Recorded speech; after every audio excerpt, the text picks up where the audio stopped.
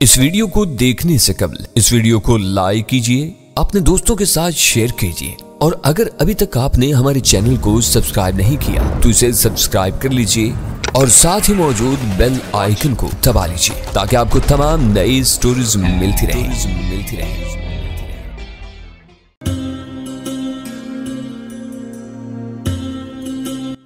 मैं बेइख्तियार हंस पड़ा। इनमें कुछ पारसा भी होती होंगी, मगर इनकी अमूमी शोहरत यही है कि खरीदो फरोख्त के दौरान में इन्हें अपने वक्त का कोई माकूल खरीदार मिल जाए तो ये उसे भी मायूस नहीं करती, खुशी से ऐसी इजाफी आमदनी को कबूल कर लेती हैं। हर कीमत पर पैसा कमाने का असूल इनकी खुशहाली का राज है। लिबास के एतबार से तो मुझे इनमें से एक भी पारसा नजर नहीं आती। वो घूम फिर कर दोबारा अपने पुराने नुक्ते पर लौट आया जो उसे परेशान कर रहा था। ये बर्फानी इलाकों की रहने वालियां हैं। हमारे कवानीन इनकी राह में माने ना हों तो ये शायद सिर्फ सतर पोशी ही पर अक्तिफा करें। हर इलाके के लोगों की मौसमी ज़रूरियात जुदा होती है। यहाँ के गर्म और मरतूब मौसम में तुम्हें इनको थोड़ी सी राहत देनी ही होगी। इसी दौरान में वेटर हमारे लिए चाय और सैंडविचेस ले आया और हम खामोशी के साथ चाय नोशी में मसरूफ हो गए। सुल्तान शाह की बेचैन निगाहें बार बार गिरदोपेश का तवाफ कर रही थी। हाल की बंद फिजा में रची हुई बू से मुझे अंदाजा हो रहा था कि मुल्क में शराब नोशी और फरोशी पर पाबंदी होने के बावजूद गैर मुल्कियों की आड़ में शराब नोशी जारी थी। रेस्टोरेंट में अल्कोहल की तेज बू, बहकी हुई मखमूर नजरों और बात में बात पर बुलंद होने वाले इस्तरारी कहकों से अंदाजा हो रहा था कि मजीद कुछ वक्त गुजरने के बाद वहां कुछ और हिजाब सिरक जाएंगे। हम दोनों इस होटल में किसी खास प्रोग्राम के तहत नहीं पहुंचे थे। बस वीरा की जिद थी कि वो मूसा और मलंग को अपने तौर पर फांसेगी। वो हमसे गाड़ी की चाबी लेकर इन दोनों के होटल में चली गई थी। हम वक्त गुजारी के लिए बराबर वाले इस रेस्टोरेंट में घुस गए थे। शामली तौर पर रूसी खवातीन गालिब थीं। हमें इस रेस्टोरेंट में निस्फ घंटा गुजारना था। 11:30 बजे हमें हर हाल में गाड़ी के पास यकजा होना था। वीरा अपने मिशन में कामयाब होती तो इन दोनों के साथ गाड़ी में बैठकर हमारा इंतजार करती।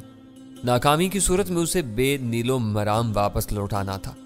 मुकर्रर वक्त पर हम दोनों रेस्टोरेंट से निकले तो वीरा खासी तारीकी में खड़ी हुई गाड़ी की ड्राइविंग सीट पर बैठी सिगरेट का धुआं उड़ा रही थी।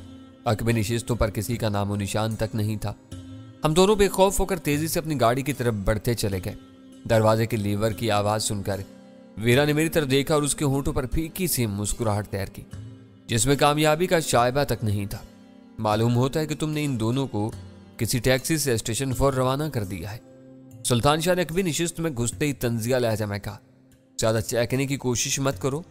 वीरा ने उसकी तरफ मुड़कर तेजी से कहा, मैंने ये नुक्ता फरामोश कर दिया था कि मूसा को 2 बजे से पहले बसेरा पहुंचना है। इस वक्त वो दोनों किसी हूर पर भी तवज्जो नहीं दे सकेंगे। माशाअल्लाह। सुल्तान शाह ने फिर गहरा तंज किया, तो अब तुम खुद को हूर समझने लगी हो। शायद तुम्हें पता नहीं कि जहन्नुम में हूरें नहीं चुड़ैलें होती हैं। वीरा ने उसकी बात सुनी अनसुनी करके मुझसे कहा, इनका होटल मुश्तबा सरगर्मियों की आमाज का है। होटल का अमला इन हरकतों में पूरी तरह मुलव्विस है। इंटरकॉम पर मूसा से मेरी नाकाम गुफ्तगू के बाद होटल के मैनेजर ने मुझे 2000 रुपए के इवज रात होटल में बसर करने की पेशकश की थी और तुम अपनी ये तजलील सहकर खामोशी से वापस आ गई। सुल्तान शाह खोल उठा, मैं घर से एक मिशन लेकर निकली हूँ। तुम्हारी तरह जज्बात के रो में आकर अक्ल को खैरबाद नहीं कहती। वीरा ने किसी नदामत के बगैर कहा, घर से कदम निकालने वाली औरतों को मगरिब के आज़ाद मुआशरे में भी कभी कभार ऐसे तजर्बात से गुजरना पड़ता है। ऐसे मर्दों की अक्लों पर सिर्फ मातम ही किया जा सकता है जो हर अकेली औरत को बराए फरोख्त तसव्वुर करते हैं। होटल के मैनेजर को भी मैंने ऐसा माजूर समझकर मुआफ कर दिया और वापस चली आई। अब क्या इरादा है? मैंने उस नाखुशगवार मौजू को यकसर बदल दिया। इंतजार, वीरा ने कहा, वो किसी भी वक्त बसेरा के लिए रवाना हो सकता है। मेरी नाकामी के बाद इस पर रास्ते ही में हाथ डालना पड़ेगा। तुमने इंटरकॉम पर मूसा से क्या बात की थी? सुल्तान शाह का ज़हन बदस्तूर वीरा की तौहीन में उलझा हुआ था, जबकि वीरा के लिए इस वाक़े के सिरे से कोई अहमियत ही नहीं थी।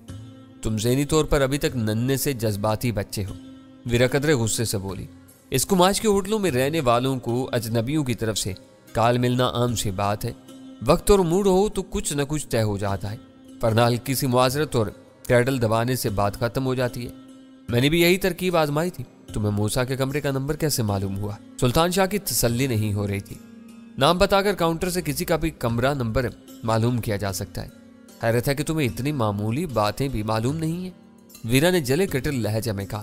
اب بات سمجھ میں آ رہی ہے، سلطان شاہ نے افسوس سے سر ہلاتے ہوئے کہا۔ تم نے اسے گھٹیا اور بازاری باتیں کی ہوگی، اسی وجہ سے ہوٹل کے مینیجر کو ہمت ہوئی کہ 2000 روپے میں تمہیں رکنے کی دعوت دے۔ تم ہم لوگوں کی ذرا سی بات پر چڑھنے لگتی ہو اور اپنی مرضی ہو تو اپنے مقام سے اس قدر گر جاتی ہو، اس کے باوجود تمہیں ذلت کا احساس نہیں ہوتا۔ اپنا الو سیدھا کرنے کے لیے کبھی نہیں شرمانا چاہیے۔ عزت اور ذلت دوسروں کے دینے سے نہیں ملتی، یہ انسان کا اپنا اندر کا احساس ہوتا ہے جو اسے بلند یا سرنگوں رکھتا ہے۔ یہ سارے فلسفے مجھے مربع اور اتالیک ڈان مرسیانو نے سکھائے تھے۔ کبھی فرصت ہو تو ڈینی سے ان کی کہانی سن لینا، اس پر راستے میں ہاتھ ٹالنے میں کام بگڑنے کا خطرہ ہے۔ ویرا سے مایوس ہو کر سلطان شاہ مجھ سے مخاطب ہو گیا۔ موسیٰ تمہیں پہچانتا ہے، دیکھتے ہی بدک جائے گا، فکر نہ کرو، میں اسے سنبھال لوں گا۔ میں نے مسکرا کر کہا، آج وہ حریف نہیں حلیف ہے، وہ مجھ سے ملنے کے لیے بسیرا کی طرف جائے گا۔ ہمیں زیادہ دیر انتظار نہیں کرنا پڑا۔ اس دوران میں سلطان شاہ کو رہ کر ویرا والا قصہ یاد آتا رہا۔ وہ کڑتا رہا اور ویرا بے پرواہی سے اسے سلگانے والے جواب دیتی رہی۔ جو ہی برابر والے ہوٹل کے دروازے سے موسیٰ باہر آیا، میں اپنی جگہ سنبھل کر بیٹھ گیا۔ وہ اکیلا تھا اور سب سے بڑی خرابی یہ تھی کہ وہ کچھ فاصلے پر واقع ٹیکسی اسٹینڈ کی طرف جا رہا تھا۔ اس کے پاس اپنی سواری کے ذریعے کا نہ ہونا میرے لیے تشویش کا باعث تھا۔ اس طرح ہماری کارروائی میں غیر متعلقہ اور غیر ضروری فریق شامل ہو سکتا تھا۔ کسی وجہ سے بات بگڑ جاتی تو ٹیکسی ڈرائیور کی گواہی ہمارے لیے کوئی نہ کوئی دشواری پیدا کر سکتی تھی۔ ویرا کو گاڑی پارکنگ سے نکال کر موسیٰ تک پہنچنے میں دیر لگ سکتی تھی۔ میں نے صورتحال بھانپتے ہی دروازہ کھول کر اپنی نشست چھوڑ دی اور موسیٰ کی طرف دوڑ لگا دی۔ دوڑتے ہوئے قدموں کی تیز آواز سن کر موسیٰ کی چھٹی حص بیدار ہوگی۔ میرے قریب پہنچنے سے پہلے ہی وہ چوکنے انداز میں تیزی سے پلٹ پڑا۔ اس وقت میرے اسٹریٹ لیمپس کی روشنی میں دیکھا کہ اس کے چہرے پر گھنی مونچھیں اس قدر نمایاں تھیں کہ انہیں اس کی اکلوتی شناخت قرار دیا جا سکتا تھا۔ سیاہ مونچھوں تلے اس کے ہونٹ تحیر زدہ دائرے کی صورت میں سکڑ گئے تھے۔ میرے چہرے پر نظر پڑتی اس کی آنکھوں میں بھی حیرت اور خوف کے لہریے تیرنے لگے۔ اس کا دائنا ہاتھ بہت تیزی کے ساتھ جیب کی طرف گیا تھا۔ میں خالی ہاتھ ہوں موسیٰ، میں نے دور ہی سے سرزش کے انداز میں اتنی اونچی آواز میں کہا کہ میرے الفاظ اس کے کانوں تک پہنچ گئے۔ اس اعلان کے ساتھ میں نے اپنے دونوں خالی ہاتھ تقریباً شانوں کی بلندی تک اٹھا لیے تاکہ وہ میرے دعوے کی بشش میں خود تصدیق بھی کر سکے۔ وہ چلتے چلتے مڑ کر رک چکا تھا۔ میں اس کی طرف دوڑ رہا تھا۔ پلک جھپکتے میں ہم دونوں کا درمیانی فاصلہ تقریباً ختم ہو گیا۔ میری دوڑ زیادہ لمبی نہیں تھی، لیکن رفتار بہت زیادہ ہونے کی وجہ سے میرا سانس چڑھ گیا تھا۔ میں اس کے سامنے رک کر سانس پر قابو پانے کی کوشش کرنے لگا۔ تم اس وقت یہاں کیا کر رہے ہو؟ اس کا دائنا ہاتھ جیب میں پوشیدہ کسی آتی ہتھیار پر جمع ہوا تھا، مگر پھر بھی خوف سے اس کی زبان لڑکھڑا گئی تھی۔ میں تم سے ملنے آیا تھا، میں نے ہانپتے ہوئے جواب دیا۔ مجھے تھوڑی دیر پہلے ہی بتایا گیا تھا کہ اب پروگرام بدل گیا ہے۔ کیا پروگرام بدلا ہے؟ مجھے کسی تبدیلی کا علم نہیں ہے۔ اس کی خوف زدہ اور اشتباہ امیز نگاہیں مسلسل میرے چہرے پر مرکوز تھیں۔ صرف اتنی تبدیلی ہوئی ہے کہ اب تم بسیرا نہیں جاؤ گے، ہم یہی گاڑی میں گھوم پھر کر اپنی باتیں کریں گے، پھر تمہیں تمہارے ہوٹل پر چھوڑ دیا جائے گا۔ میں نے جلدی اپنی بات مکمل کی۔ اس نے فوری طور پر کوئی جواب نہیں دیا۔ چند لمحوں کی خاموشی کے بعد بولا، مجھے اپنے بڑے کی طرف سے کوئی حکم نہیں ملا، میں تمہارے کہنے سے اپنا پروگرام نہیں بدلوں گا۔ تم نے مجھے پہچان لیا ہوگا، میں نے پر امید لہجے میں کہا۔ مجھے 2 بجے تک بسیرا پہنچ کر تم سے ملنا تھا۔ رفتہ رفتہ اس کا اعتماد بحال ہو چلا تھا۔ اس نے نخوت بھری آواز میں کہا، میں خواب میں دیکھے ہوئے چہرے بھی برسوں نہیں بولتا، تم تو زندہ انسان ہو۔ تمہارا نام کرنل جمال دستی ہے۔ میرے دوڑ کر اس تک پہنچنے کی وجہ سے قرب و جوار میں موجود کئی افراد اور راہ گیروں کی توجہ ہماری طرف مبذول ہو گئی تھی، مگر ہمارے درمیان کوئی تصادم ہونے کے بجائے پرسکون مذاکرات کے آغاز پر سب نے ہمیں نظر انداز کر دیا تھا۔ اس وقت کوئی بھی خاص طور سے ہماری طرف متوجہ نہیں تھا۔ گڈ، میں نے اس کی یادداشت کی تعریف کی اور اسے معروف کرنے کے لیے اس کے بڑے کا نام لیتے ہوئے کہا، میرے باس نے رستم دادا سے بات کر کے چند منٹ پہلے مجھے پروگرام کی تبدیلی سے آگاہ کیا تھا۔ ہو سکتا ہے کہ رستم کا فون آنے تک تم اپنا ہوٹل چھوڑ چکے ہو۔ چاہو تو میں اپنے موبائل پر رستم دادا سے تمہاری بات کرا سکتا ہوں۔ صرف جگہ کی تبدیلی پر تمہیں پریشان نہیں ہونا چاہیے۔ تمہیں معلوم ہے کہ بسیرا پہنچ کر بھی تمہیں مجھ سے ہی ملنا تھا۔ اس وقت میں خود تمہارے روبرو موجود ہوں۔ کیا تم باہر رک کر میرے ہوٹل کی نگرانی کر رہے تھے؟ اس نے چپتے ہوئے لہجے میں پوچھا۔ وقت پر آ گیا ہوتا تو ہوٹل ہی میں تم سے مل لیتا، بس ابھی پہنچا ہوں۔ گاڑی سے اترتے ہی تم پر نگاہ پڑی تو میرے بوکھلا کر دوڑ لگا تھی۔ میرے برجستہ جواب نے اسے مطمئن کر دیا۔ تمہاری گاڑی کہاں ہے؟ ادھر، میں نے ہاتھ سے موہوم سا اشارہ کیا۔ گاڑی کی نشاندہی میں خطرہ تھا کہ وہ ویرا اور سلطان شاہ کی موجودگی کا اندازہ لگاتے ہی بھڑک جاتا क्योंकि उसे सिर्फ मुझ से मिलना था। मेरे साथ किसी की मौजूदगी बुनियादी प्रोग्राम से मेल नहीं खाती थी।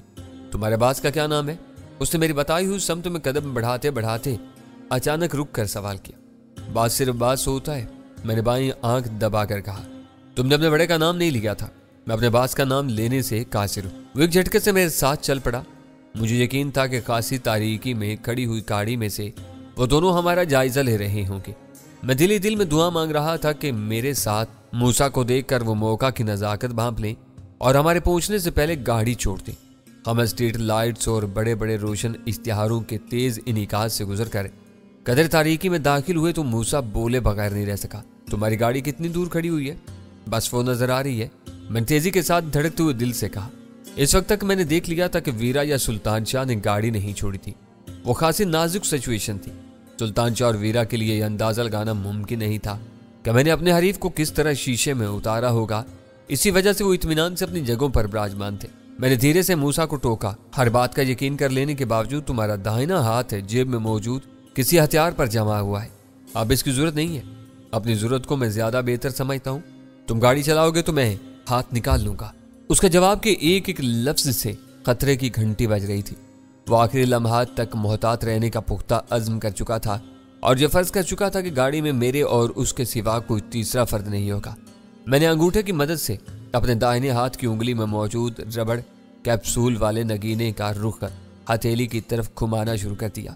उसकी हंगामी जरूरत किसी भी लम्हे पेश आ सकती थी। तुम कहाँ लिए जा रहे हो मुझे? तुम्हारी गाड़ी कहाँ है? मजीद कुछ आगे बढ़ जाने के बाद मूसा ने भड़के हुए और इश्तबा अमेज लहजे में सवाल किया। इस वक्त तक हम खासी तारीकी में आ चुके थे और गाड़ी इतने करीब थी कि मैं वीरा के चेहरे पर गहरी दिलचस्पी की अलामात बाखूबी देख रहा था। बस यही गाड़ी है मेरी। मूसा की चुपती हुई मुस्तफसराना नजरों के जवाब में मुझे कहना पड़ा। बिजली की सी सुरात से मूसा का दाहिना हाथ जेब से बरामद हुआ और फिर फिजा में बुलंद होता चला गया। मैंने उसके हाथ में दबे हुए मुहैब रिवाल्वर की एक झलक देखी और अगले लम्हे फिजा एक होलनाक बारूदी धमाके से लर्ज उठी। मैं मार दूंगा तुम सबको। मूसा के हल्क से एक वहशियाना गुर्राहट आसात हुई। फिर उसका फिजा में उठा हुआ दाहिना बाजू बदन से दूर फिजा में नीचे आने लगा। मेरे रगों में लहू मुंजमन सा होने लगा था। उसने गाड़ी में दो अजनबी चेहरों को देखते ही समझ लिया था कि मैं उसको कोई फरेब दे रहा था। उसने पहला हवाई फायर शायद इस्तरारी हालत में किया था और अगला फायर निशाना लेकर इनमें से किसी पर करने का फैसला कर चुका था। वाकयात में यकायक बहुत तेजी आ गई। सुल्तान शाह खोता मारकर अकबी पायदान में दुबक गया। वीरा दरवाजा खोलकर गाड़ी से बाहर कूद गई। हम लोग अंधेरे में थे, इसलिए किसी को असल वाक़े का इल्म नहीं हो सका था, मगर धमाके की वजह से पैदा होने वाले हरास और भगदड़ की आवाजें साफ सुनाई दे रही थी। मूसा के तने हुए बाजू के सिरे पर मौजूद रिवाल्वर की नाल आसमान से गाड़ी की समत आ रही थी कि मैंने उछलकर मूसा पर हमला कर दिया। नगीने की सूरत का रबड़ कैप्सूल मेरी हथेली के रुख पर मौजूद था। मेरे दाहिने हाथ का भरपूर थप्पड़ पुरशोर आवाज के साथ मूसा की गर्दन पर पड़ा।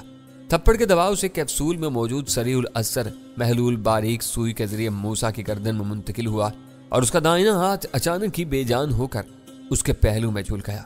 वो लम्हा भर के लिए किसी बेजान मुजस्मे की तरह उसी गैर फितरी सी हालत में अपने कदमों पर खड़ा रहा, फिर किसी कटे हुए शायद तीर की तरह गूंजदार धमाके से जमीन पर गिर गया। इन चंद सानियों में मेरी पूरी तवज्जो मूसा पर मरकूज रही थी, इसलिए मुझे ये इल्म नहीं हो सका कि सुल्तान शाह कब गाड़ी से निकलकर दीवाना वार हमारी तरफ लपका था।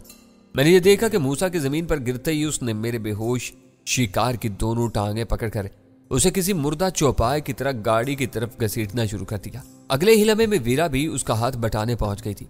मैंने जमीन पर से मूसा का रिवाल्वर उठाया तो उसकी नाल कदर गर्म थी। रिवाल्वर जेब में डालकर मैं आगे बढ़ा तो वो दोनों मूसा के बेहिस्सो हरकत वजूद को पिछले दरवाजे से पायदान में डाल चुके थे। वो दोनों अपना काम महारत और खूबी से सरअंजाम दे रहे थे। इन्हें मेरी किसी मदद की कोई जरूरत नहीं थी।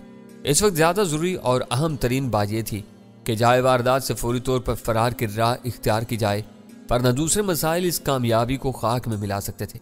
वो शहर के कल्ब से बहुत नजदीक एक हिसास इलाका था। रात ज्यादा ढल जाने की वजह से स्टेशन जाने और वहां से आने वाले रास्तों पर ट्रैफिक और मुसाफिरों की गैर मामूली भीड़ भाड़ दम तोड़ चुकी थी।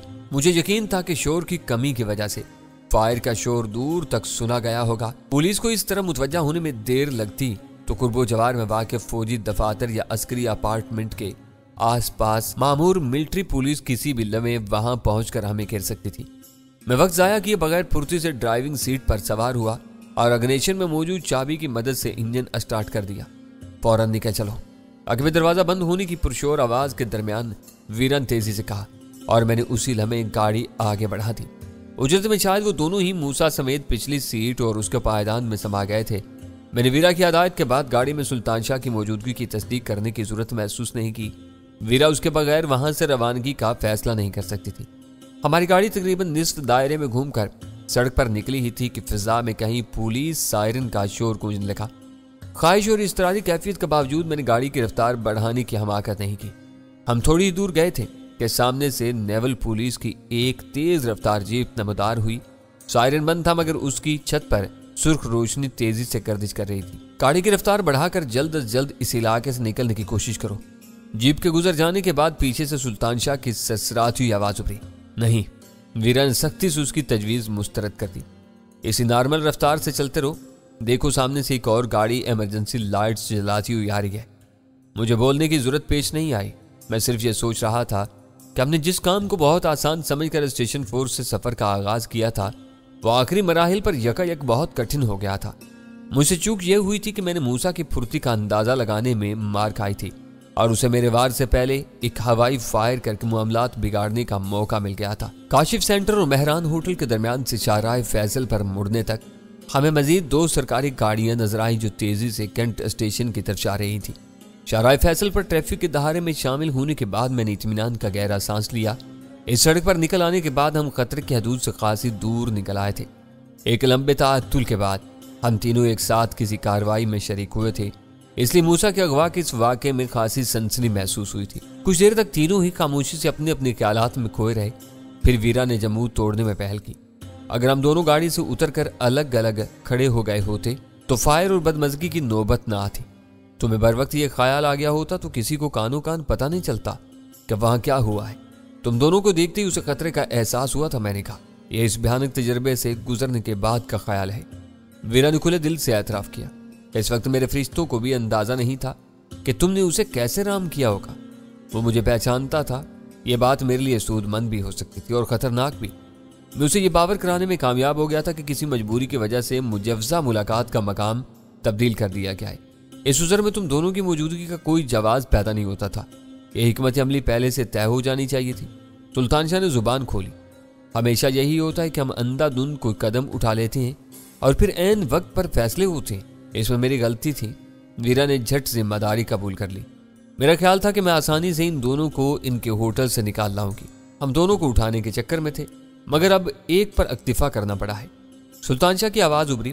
پتہ نہیں ان دونوں میں سے کون ہے؟ اس نے براہ راست سوال کرنے کے بجائے خوبصورت انداز اختیار کیا تھا۔ میں نے ہنستے ہوئے جواب دیا، فکر مت کرو، میں پہچان کر صحیح آدمی کو لایا ہوں۔ یہ مونچھوں والا موسیٰ ہے۔ ملنگ پھر بھی رہ گیا، اس نے ہلکے سے تعصب کے ساتھ تبصرہ کیا۔ ایک بھی کافی ہونا چاہیے۔ ویرا فوراً بول پڑی، یہ دونوں ایک تھیلی کے چٹے بٹے ہیں، بلکہ موسیٰ زیادہ اہم ہے کیونکہ رستم نے اسے اپنے گھر بلایا تھا۔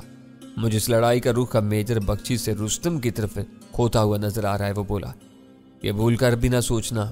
میں نے اس کی تصحیح کی، ہم رستم کے ذریعے اوبرائن کا پتہ صاف کرنا چاہ رہے ہیں۔ جب تک یہ کام نہیں ہوتا ہم اس سے کوئی مخاصمت مول نہیں لیں گے۔ مخاصمت کی بنیاد تو پڑی گئی ہے، ویرا بولی۔ رستم اس کا آدمی ہے، وہ مقررہ وقت تک بسیرا نہ پہنچا تو وہ غصے کے عالم میں چھان بین کی ابتدا کرے گا اور صبح بیدار ہونے سے پہلے اسے یہ علم ہو جائے گا کہ موسیٰ کو ہوٹل سے نکلنے کے بعد اٹھایا جا چکا ہے۔ یہ قبل از وقت کیا سر آئی ہے، وہاں ایک گولی ضرور چلی تھی مگر اندھیرے کی وجہ سے لوگوں کو شاید یہ معلوم نہیں ہو سکا ہوگا کہ فائر کے بعد کسی کو بے ہوش کر کے اغوا کیا گیا ہے۔ میں نے اپنی سوچ بچار کا نچوڑ پیش کرتے ہوئے کہا، کسی طرح اسے اغوا کا علم ہو بھی جائے تو یہ کسی طرح پتہ نہیں چل سکے گا کہ اغوا کرنے والے کون لوگ تھے۔ تمہارا آخری نقطہ بہت دور رس ہے۔ ویرا کی پرجوش آواز ابھری۔ یہ کام ہم لوگوں نے بہت خاموشی سے سر انجام دیا اور فوجی اور غیر فوجی پارٹیاں معمول کے مطابق چائے واردات پر پہنچ کر پوری سرگرمی سے فائر کے واقعے کی تفتیش کر رہی ہوگی۔ اس لیے کوئی بھول کر بھی یہ نہیں سوچ سکے گا کہ اس واقعے میں اسپیشل ٹاسک فورس والوں کا ہاتھ ہے۔ ماروں گھٹنا پھوٹے آنکھ، تمہاری ان دونوں باتوں میں کوئی ربط نہیں ہے۔ سلطان شاہ کو ویرا کی بات پر اعتراض کرنے کا موقع مل گیا تھا۔ ذہن پر ذرا سا زور دو تو تمہیں اندازہ ہو جائے گا کہ میں نے گھٹنے سے نہیں مکے سے آنکھ پھوڑنے کی کوشش کی ہے۔ یہ بات ہمارے موجودہ حریف جانتے ہیں کہ ایس ڈی ایف والوں کو اپنی کسی کارروائی کے لیے चोरों की तरह कदम उठाने की जरूरत नहीं पड़ती। वो सादा कपड़ों में आते हैं और अपना काम कर गुजरते हैं। पुलिस या कोई एजेंसी इनकी राह नहीं रोकती। वो मूसा को इसके होटल बल्कि कमरे से ले जा सकते थे। शायद तुम ये कहना चाह रही हो कि तुमने अव्वल खान को मूसा के अगवा से अलग थलग रखकर किसी अक्लमंदी का इर्तिकाब किया है। पकड़े जाने का खौफ दूर होने के साथ सुल्तान शाह का लबो लहजा बदलने लगा। मेरा ये सोचने में हक बजानब है। तकरार रोकने के लिए मैंने जुबान खोली। स्टेशन 4 तक का सफर ऐसी ही हल्की फुल्की नोक झोंक और नुक्ता या आफरीनी में गुजर गया।